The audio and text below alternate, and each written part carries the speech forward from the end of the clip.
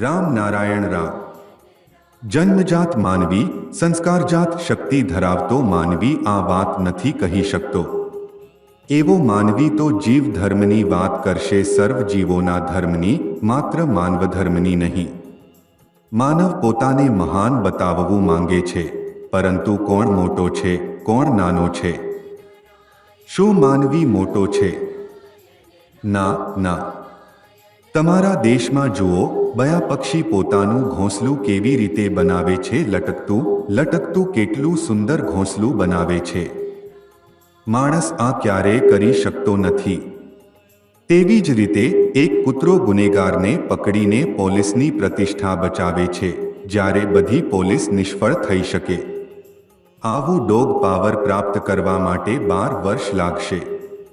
અને સાપની શક્તિ તો કૂતરા કરતાં પણ વધુ હોય છે.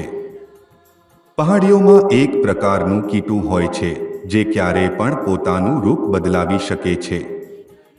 જ્યારે ગિરગિટ તેનો હુમલો કરે ત્યારે તે થોડું દૂર જઈ વિચારે છે અને પછી ગિરગિટનું જ સ્વરૂપ ધારણ કરી લે છે. આ કેટલી મોટી શક્તિ છે! એટલે કોણ મોટું, કોણ નાનું એનો કોઈ મતલબ નથી. આ સર્વ જીવોનો ધર્મ છે, જીવ ધર્મ. અંધશ્રદ્ધા માનવીમાં ઘૂસી ગઈ છે, તેથી કહેવાય છે કે માનવ બધા જીવોથી મોટો છે. વિચાર ઉડે છે, અને જો તમે વેદ ભાષ્ય વાંચો, બહુ વાંચ્યા પછી જો તમે કશું કહેશો તો પણ તેમાં ભૂલ હશે. વિવેકાનંદની ભાષણ શું હતી એ મને ખબર નથી. એક વ્યક્તિએ તેમનું ભાષણ વાંચ્યું. મેં કહ્યું, કુટુંબવાયું ભાષણ, કારણ કે તેમણે એ ભાષણ જે દેશમાં આપ્યું હતું એ દેશ માટે આત્મિકતા શું છે એ તેઓ નહોતા જાણતા.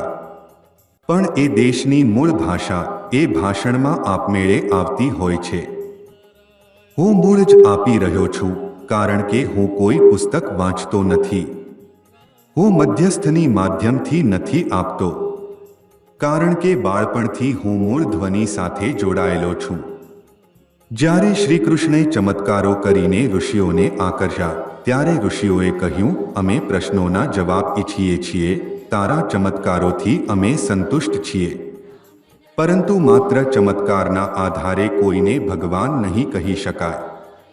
ઋષિઓએ પ્રશ્ન કર્યા અને જ્યારે જવાબ સાંભળ્યો ત્યારે કહ્યું, સારો જવાબ છે, અને તેઓએ સ્વીકારી લીધો. કૃષ્ણના ભાષ્યમાં સંસ્કારોથી પ્રભાવિત થયો હોય તેવો રંગ છે.